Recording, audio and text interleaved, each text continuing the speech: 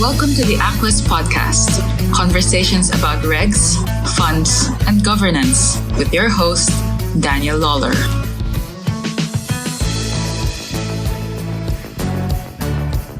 Well, podcast listeners, do we have a treat for you?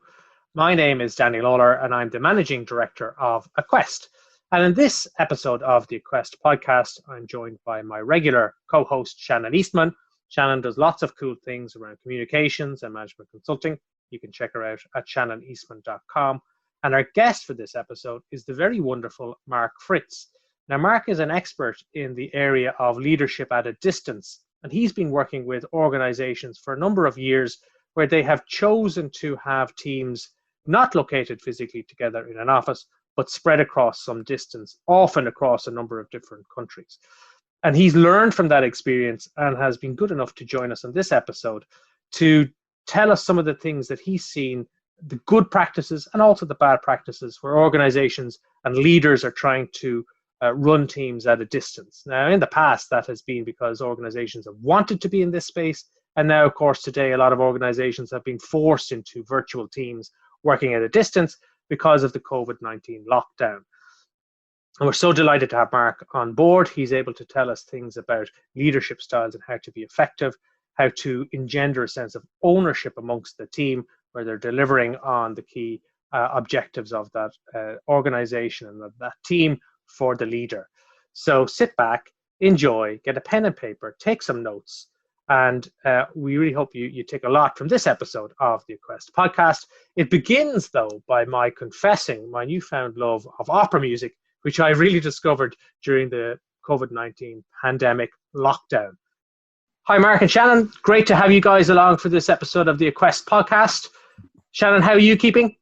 I'm grand and happy. Good to be here, Danny, as always. Delighted we have Mark here today. I know, we've been looking forward to this one. Big fan of Mark's. You have a lot to live up to, Mark. She's been very much singing your praises. Oh, that's great. That's great. It's great to be here. How is lockdown life for you, Mark? Yeah, it's quiet. It's quiet for sure. Yeah. Stuck in my office doing lots of Zoom calls or other things and just heading out to the supermarket for food. So it's been a quiet time. Have any of the cafes in Chiswick opened up? Just for takeaway. But the important thing, I guess, is the ice cream shops opened up a few weeks ago. And so with the good weather, there was always a long line for the ice cream. Good stuff. Tell me, Mark, and Shannon too, have you learned or developed or taken on something new that you didn't do post-COVID so that you kind of feel like I'm a better person, and when your grandkids ask you about what it was like, you can say, this is something that I did or learned during the time. My offering here is I've started listening to opera. To you? Yeah, to opera music. Oh, to opera. Mm-hmm. That's my kind of cultural development. Now, I have to say, because I'm in UB, right? I'm listening to like the three tenors. Wait a minute. Has Nessie made you do this? No, I'm just trying to show off. But my worry is this, right? So I'm listening to the three tenors, and I'm worried that they're like the Vanilla Ice of the opera world. And then when I get into being a hardcore opera, an aficionado, I'll have to deny that I ever listened to. I am not editing this bit out of the podcast, Danny. That was our agreement. What about you, Shannon? What's your learning, your development? I am thoroughly enjoying lockdown. Oh. I've podcasts. I've mentioned it to you prior. I've got a podcast, Work That Matters, Human Behavior Flavor. Stop flogging your podcast on my podcast. Coming out 19th of June. Danny, you'll be promoting it. The first episode's going to include you, lovey. So the podcast and Bushy Park. I'm a big fan of Bushy Park. Mark, I want you to imagine Regent's Park 100 times better. Oh, okay. That sounds like a great park. It's a fantastic park. More forest, less paddle boat and lakes, but it's a beautiful part of Dublin that I hang out in most mornings. It's just up the road. You've got a lot going on over in Chiswick. Yeah, So we have lots of you're not different jealous. areas, and we can walk along the river, which we do at least a number of times a week. Yep. And have you any sort of self-improvement, Mark, to tell us about, or do you want to just flog something like Shannon? No, no flogging today. But what I really enjoyed is having the opportunity to exercise, because I'm not traveling as much, and doing some real exercise, core strength exercises before dinner and everything. So I feel good that I'm getting in shape, and I don't feel as guilty as drinking or eating as much at dinner then too. Good. Helps the soul. And tell me, so like on the business side for you, Mark, your expertise is leadership at a distance, or leading from a distance. And I guess, and you can set me straight here, but pre-COVID, pre-middle of March, I guess your clients were firms and organizations that wanted to be at a distance from each other, either because they're international organizations with international teams, or because they've chosen an operating model where maybe they're not all in an office because there's efficiencies or whatever around that. But I guess today you have a lot of firms that haven't chosen to be at a distance, but have ended up in that position. Is that right? And are those kind of firms starting to reach out to you now and wonder about how to lead better and manage better from a distance, given that they've kind of wandered into that operating model? Yeah, absolutely. Everybody is now in that situation. But if you think about this, distance and culture are the acid test for leadership. Right? At a distance, you can't see what people do. You can't manage activities. You have to lead them. And then when you're working with people from different cultures, you can't exactly tell them what to do, because things get done differently in different cultures. So I think what firms are finding is that they're really seeing who in their teams are the good leaders and who aren't, because it really requires core leadership skills to really lead someone well. That you're not seeing every day, because you can't micromanage at a distance. You can't see what they do. You have to actually lead. Is micromanaging leadership, or is that just a really underdeveloped manager? Micromanager, it's really, it's not really leading, because think about it. When you micromanage people, you're more telling them what to do. And if you're telling them what to do, you save them from thinking, and you save them from growing. And look at it this way. Micromanagement comes with a speed limit. When you micromanage people, you're operating to your head's speed to keep everything straight, to tell people what to do. So you're not using other people's heads, you're only using yours. So So I think what you're saying, if I read between the lines, is that micromanaging is a really poor, naive manager who has yet to figure out what leadership means.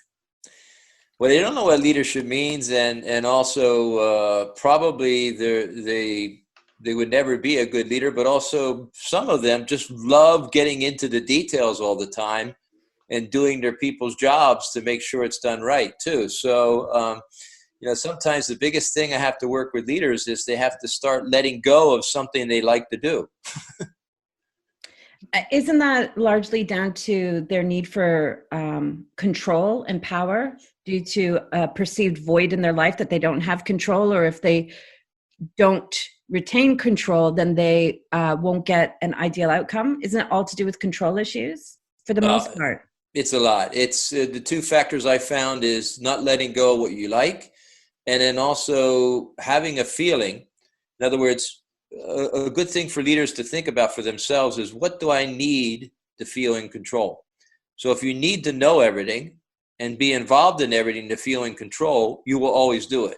Even though logically you shouldn't do it, but if you need that feeling, you will do whatever it takes to have that feeling so that you feel in control. So you need to feel in control through trusting people versus getting control through information and knowing everything.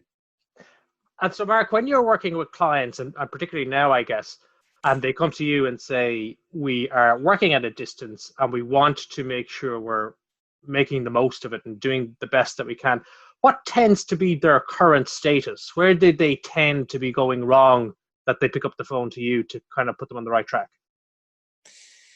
Well, I think there's two factors. One is what we just talked about. They're fearful that if they don't follow up with people all the time, the people aren't taking the actions and aren't keeping the progress. And the other factor too is that when they start getting into this virtual working, they want to be on a Zoom call all the time. So suddenly they basically are just consuming their people in too many video calls or other things, and their people don't get enough time to do their work. In fact, so think about this, not every situation needs a video call, and not every situation needs an hour meeting. So I think they need to find a new way of communicating that gives their people more time to get on with it. And do you have a kind of cheat sheet or advice for when is a Zoom call or when is a video call the right way, and when is video call just overkill or doing it for the sake of it? Yeah, I mean, when you have some alignment issues where you really need to get people on the phone and discuss and come to an agreement, or making a decision on something that's really key, or something strategic because you can see their eyes. But when you're dealing with something day-to-day operational, you don't need the video call. In fact, sometimes if you're just looking at the same document dealing with an issue, the most successful teams that work virtually have lots of small calls dealing with the issue right away, getting on to things. They're not, if you look at someone's calendar and you see back-to-back 1 hour meetings, I'm telling you, they're not productive. And I guess that could be a bit of a shock to them if they think that, if you work with somebody and they think they're the hardest working guy or girl in the world, and you say, you're really not being productive with that amount of hour meetings where you're kind of micromanaging your staff. What do you do then to kind of take somebody from where they have micromanagement issues or too many Zoom meetings, too many 1 hour meetings, to being very effective at leading from distance?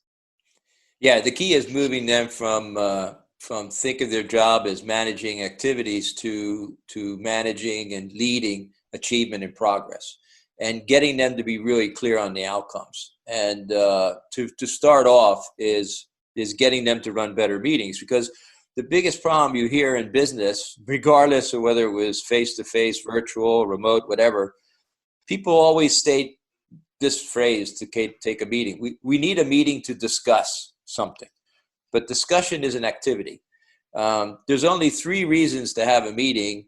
You either need an agreed decision, you need an agreed action, or you need alignment, right? Because meetings are around progress, and if you can make progress without having a meeting, you don't need a meeting. So I think it's really getting people to be much more outcomes focused and progress towards making those outcomes versus just getting things done. Yeah, I guess being outcome focused is central, because you're not, you're not there standing beside your team or your colleagues.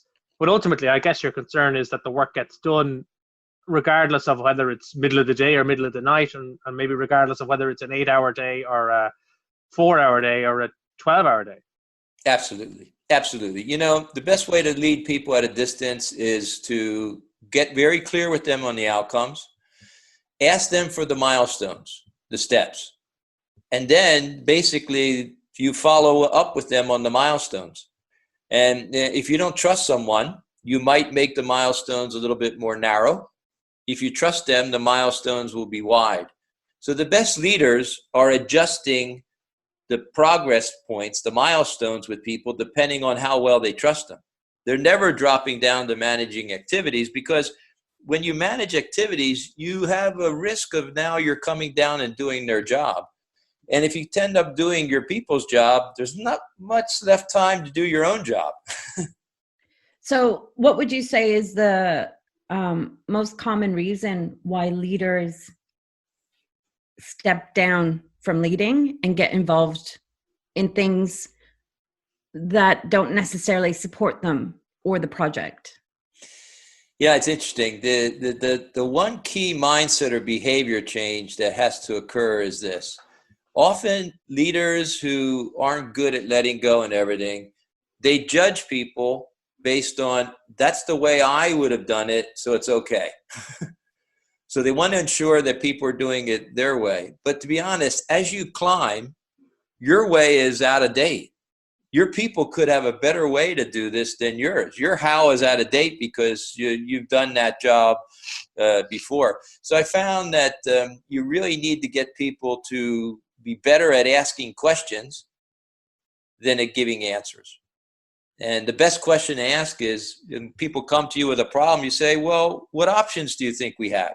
And why would one option be better than another? Now you can coach them towards the best answer. And the answers were originally theirs, so they're going to take more ownership.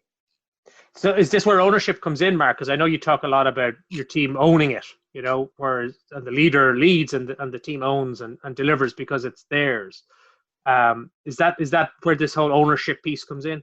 Absolutely. Because, I realized it's towards the end of my career too, is that my leadership success and the quality of my personal life was in direct proportion to my people owning what I'm asking them to achieve, both individually and collectively as a team, because they need to feel that ownership so that they're going to do even the non-enjoyable things that make it happen. Think about it. As a leader, you don't have to motivate people to do what they enjoy. You have to motivate them so they're going to do even the non-enjoyable, own it, so that you don't have to be there to tell them what to do all the time. A lot of programs I run is the title of one is Why You Never Wash a Rental Car. Because you don't own it. And it's like the same thing. If you tell people what to do and it's not theirs and it doesn't work, they're just going to bring the problem back to you. It's like if you have a problem with a rental car, you don't go to the hardware store and then the auto parts store and go back and fix it. You just give it back. So ownership is absolutely key.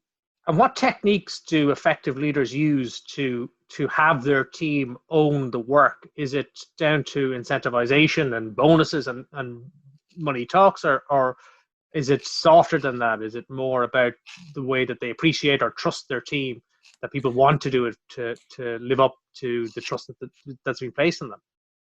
Yeah, it's very interesting. Money is a magnifier, right? So it'll magnify whatever you put it on. So if you get them to take ownership and then put money on it, they'll take even more. But the first step I found is visibility. Make people's commitments and achievements visible. They have to deliver or their reputation looks bad in front of their peers. And think of it another way. If you give someone a very important project, you make it visible across the company, you make visible progress. When they deliver it well, they have unbelievable pride. So now some people will live off months of a pride of an accomplishment. So I found that when I used to lead, first thing I'm thinking, what do I need my team to achieve? The second thing I'm thinking, what can I make visible so I have peer pressure? Because think about this. If you have zero peer pressure in the team, where does all the pressure have to come from? Yeah, you, the leader. So it's key visibility.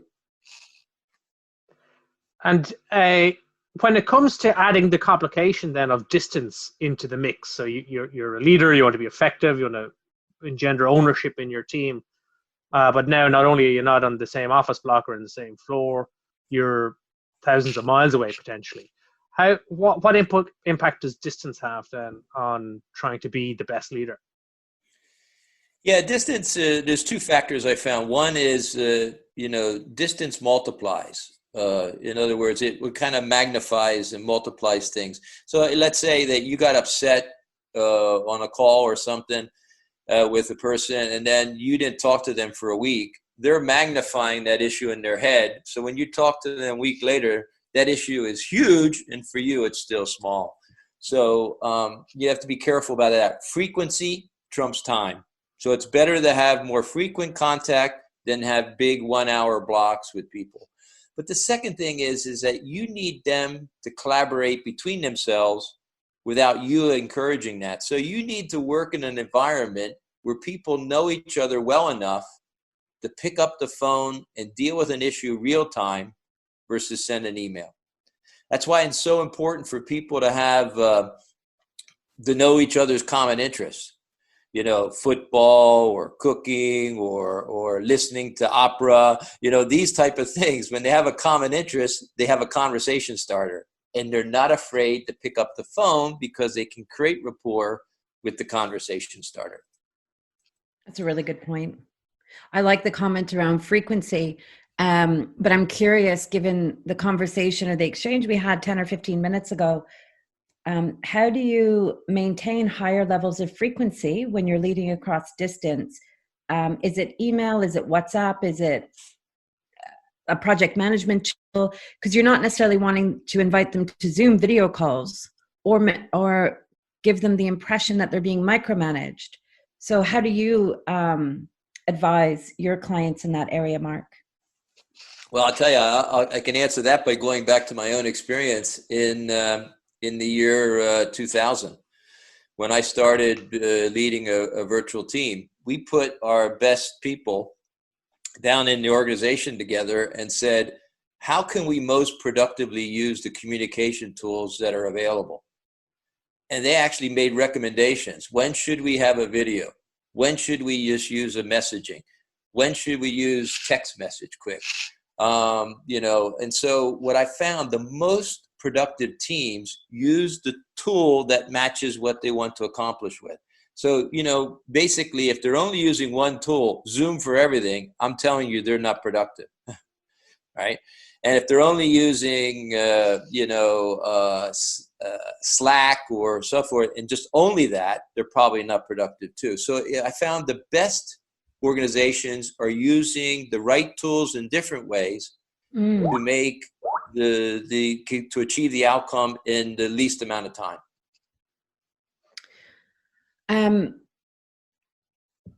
So it sounds like you want the leadership team and the team to have a conversation about the frequency and the format of communication that would serve them best throughout a particular project or a time frame that would involve multiple tools such as video, email, messaging, and maybe a project management tool as well. Exactly. And if you talk about it up front and get everybody's input, everybody buys into it much, much more. And it's just not a long conversation because there's not that many tools and there's not many key things we're doing. But there's one really key thing we have to be very aware of, particularly now with lockdowns and home working and families and everything, is we have to be very considerate of people's sweet spot of their day, is when they're most productive. I'll give you an example. When I was leading, I'd always ask my people, when are you most productive, morning, afternoon, or evening? 80% of my leadership team would say morning. So I keep the morning away from calls that are mundane updates and things because I want them to be the most proactive. And then I push some of those things into the afternoon. And I only put into the morning things that we really needed their brain power on a strategy or something like that. So be aware, you have to cater to your team's sweet spots. So you enable them to be the most productive individually, and then put the team meetings around that so that you're balancing that off. And Mark, when you've worked with teams that are at a distance from each other and they've gone through this process of identifying how they're going to communicate and really invested in it, do you find then that the benefits manifest from being a distance team, that where an organization has chosen this route, that they find actually, this is paying off? Yeah, absolutely. The first thing they get is their members get a more balanced life and so forth, or more they can integrate their life better because of the virtual nature and everything. But what I found is the virtual team, when they use these ideas and they put it into practice, they're much more productive than a face-to-face team. Because a lot of times in the office, you just waste too much time and different things, and everybody is very focused. And I learned this 20 years ago when I was leading a virtual team, and my most productive people were working mothers. They come to work late because they drop the kids off. They leave early to pick up the kids, but then after the kids are in bed, they're focused with no distractions at all, picking up a few things via email and other things. So I think virtual requires one particular thing. It requires everybody to be more responsible in leading themselves. So it puts a higher premium because you're not there to band-aid someone's lack of personal responsibility. They're somewhere else. And Mark, have you ever seen teams that have gone from being physically together to virtual, go back to being physically together? And the second question is, after the lockdown, when the opportunity to go back to offices is there, do you think everybody's going to take that up, or do you think that's actually going to be, not the norm after lockdown is over? Yeah, I don't think everything will go back to exactly the way it was. The teams that went back and so forth, they're more blended approach. And I think what was started a number of years ago, and a lot of companies have it, they have core times where people should be in the office, or they have core days when they integrate and collaborate. But I think we have to be much more flexible that way. And I think the key word is you're going to see blended. But see, blended has to account for what the organization wants to accomplish, and it has to be flexible enough to give some freedom to individuals in how they want to work. And I think the best way to do it often is to get your best people together and talk about it. People who provide input to something will always take more ownership of it. And the people who provided input become very good role models for the rest. And then using the blended approach, does that kind of overcome some of the difficulties, either perceived or actual, or downsides of virtual working? So, for example, I know I was in organizations, and you mentioned 20 years ago having virtual teams. So I've been in organizations where you could have done the work virtually a number of years ago, but it was never, although the tech was there, the opportunity was never grasped because of things like a concern that you don't convey the culture of the organization if you're not together in a room. You don't train up the juniors if you're not together as a team physically. Yeah. And also there was definitely an element of presenteeism, being seen to be there. The guys ahead of you who'd made it to the top, they'd been there working long hours. You've got to be there. If you're not, I can't see the color, the whites of your eyes, or the bloodshot of your eyes, I don't know that you're there enough. So there's a blended approach, kind of get the best of both worlds. You get to overcome those perceived difficulties whilst also having the flexibilities and the benefits and the work life. Absolutely. The key thing, even if you're virtual, you need some element of face-to-face. I'll give you an example. When I was here, some leaders would fly people in Europe in the morning, fly them out, not have a dinner or a hotel stay to save money. But yet when people get close, it's not between 9 and 5, it's between 8 and 2 a.m. in the morning. So one of the key things of a leader is to orchestrate the right interactions so that people get to know each other and people learn how to address conflict with each other. Because a lot of leaders, when they bring people face to face, they want a happy meeting so they don't discuss any of the conflicts. And then the conflicts are done virtually. If you help people deal with conflicts when they're face to face, it gives them confidence to deal with conflicts when they're virtual. That is really good. That is really good. Yeah, you think about this, if you have a happy meeting all the time in your meetings, you've got a problem because people aren't speaking up what they really are thinking. So, having everybody happy is not necessarily a good leadership outcome. You want them fulfilled and also speaking up. That's a really good point too. And allowing them to be comfortable inside forms of tension. I can absolutely see how the 8 a.m. to, what did you say? When do people most, you gave a time frame when people bond most? Well, the people bond most, 8 p.m. to 2 a.m. over dinner and over drinks. They don't bond in the office. So allowing that time, that's really interesting, because that makes them more comfortable to engage and speak candidly, even if it does cause some tension, because there's a foundation, a rapport, and a relationship with which they're doing it inside of. Let me ask you both a question. Can you really motivate someone you know nothing about them other than their work. You have no idea about what they do for hobbies or anything, only work. Can you really, truly motivate them? No. Yeah. See, that's key. So would you recommend things like, particularly in COVID-19 scenario at the moment, we've got companies that are still recruiting director level and above at the moment, and they're being virtually onboarded and virtually introduced. Yeah. How do you facilitate rapport and relationship in the COVID-19 environment to the degree that there is a relationship and a foundation with which you can then, engage candidly about ideas or thoughts that you don't necessarily support? Well, I think you want to get people talking together. One of the things we did many years ago is we did a day in the life. So we had different people from different parts of the organization, different countries, different locations, do a day in the life. And people learned that each other had similar hobbies and everything.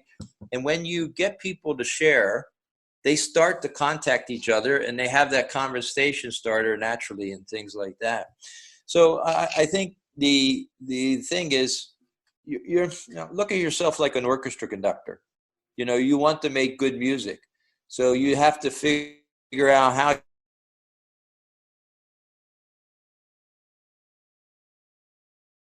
Great analogy, because you notice the orchestra conductor doesn't play an instrument.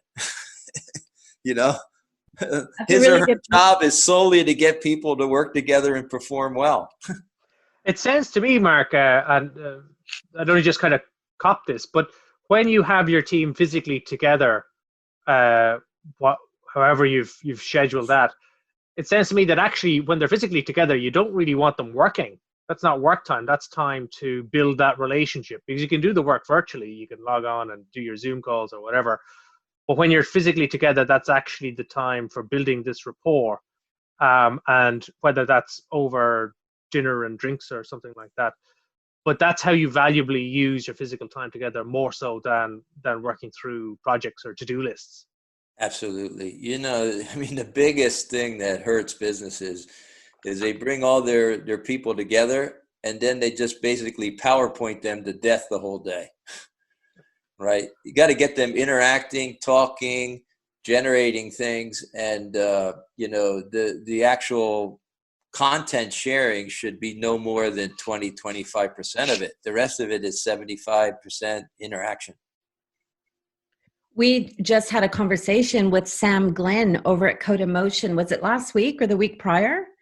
And Sam was speaking about the 3 different states of a firm. You can determine which state a firm is in by how they engage and train their staff. And he suggested that using PowerPoint slides for people to come in and sign a form saying, we've got the training, is the lowest, most poorest state or form that the firm could be in. That interactive would be middle of the road. And then he talks about another level above it. So in the area of leadership, do you have, here's the characteristics of a firm that's struggling in leadership. Here's ones that are they're okay, but here's ones that are exceptional. Do you have, some attributes or traits that you would assign to firms who are really excelling versus ones that need to do some more work? Well, I think the ones that they're doing well are doing 2 things in my mind, which I always wanted to drive. First, they're collaborating well. It means the leader is not in the middle of the wheel, the spoke, and getting in everybody to link, but they're interacting with each other. But there's a second one, is those firms are making people at different levels making decisions. And there's always a searching for the decision up front. So they trust people to make decisions. And I think the number one thing we need to hire for in people in business is people with business judgment that we can trust their decisions. And this will sound funny, but as a leader, the fastest way for you to lose personal life is to lose someone you trusted making decisions, and they left the company, and now the person that replaced you don't trust as much. Of course. You lose personal life within days. So I think it's collaboration and it's decision making that are key for a very successful firm. Well said. Do you find organizations that are very hierarchical, are they able to adapt to this and do this well? I'm thinking public sector organizations, for example, tend to be very much a pyramid. Private sector, say, professional services firms tend to be more a flatter kind of structure. Do you find that more pyramid-y type structure firms, organizations find it very hard to have collaboration and decision making at the right level, that everything's going to work its way to the top? Or have you seen organizations embrace this and do it well, notwithstanding?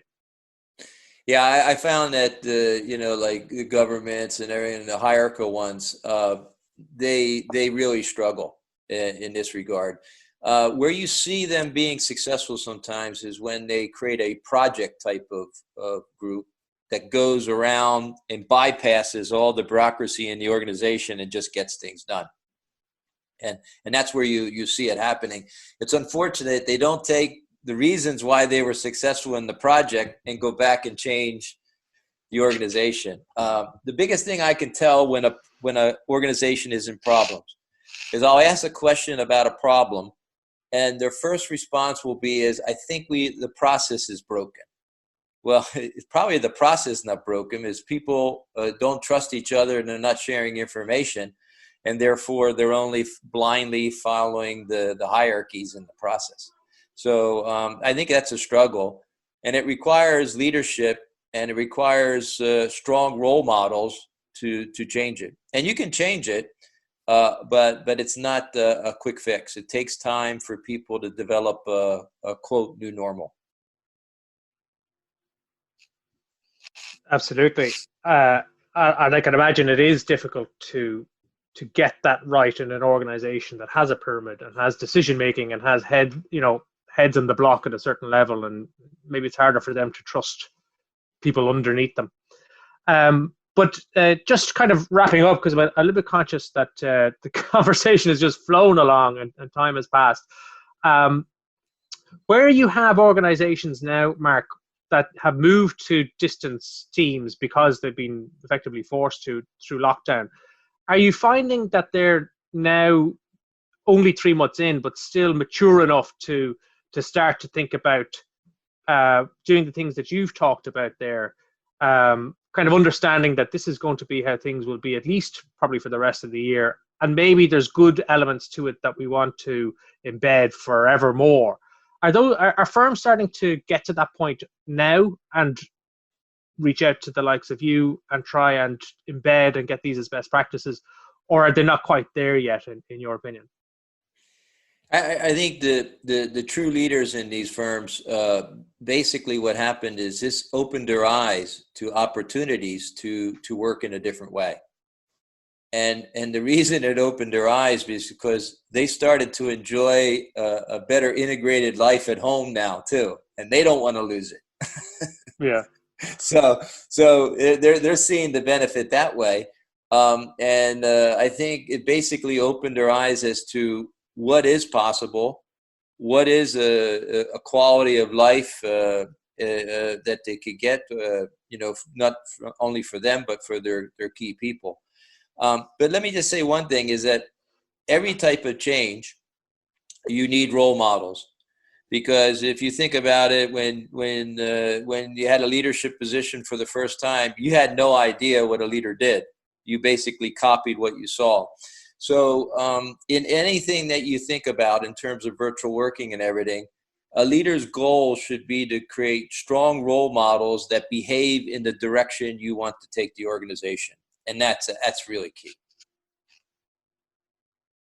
So it certainly is worth, I think, everybody, but particularly people in leadership positions, spending some time planning how they're going to do this, being very conscious about the role model that they are and how they are perceived by their peers and by their team, and not just to kind of wander into this and blindly proceed the way that you've happened upon it, but to actually plan this out and try to make the most of it, and to be very conscious of it.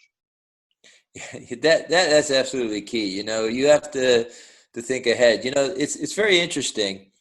If I had to summarize, micromanagement, you don't have to think as much.